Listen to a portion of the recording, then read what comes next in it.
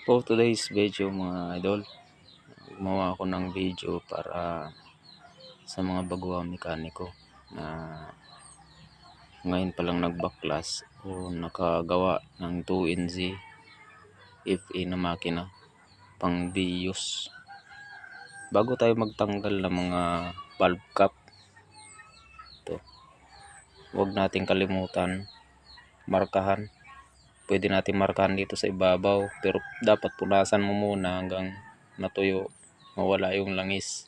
Saka natin markahan ng kahit pintil-pin lang. Yan.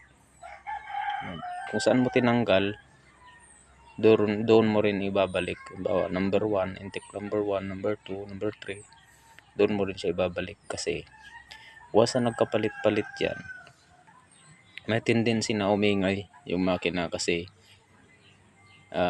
iba-iba yung adjustment niyan mga idol. Yan. Hanggang dito. Iba-iba yan. Kaya dapat hindi magkapalit-palit. Yan. Ingatan natin na hindi magkapalit-palit yan mga idol. Kasi may epekto yan sa andar. Yan. Tapos pag binalik ninyo, dapat malinis kasi itong sa gilid, once na may dumi yan or may buhangin, pag sinalpak nyo yan dito, kakayod yung gilid dito sa gilid na yan, sa housing ng cap.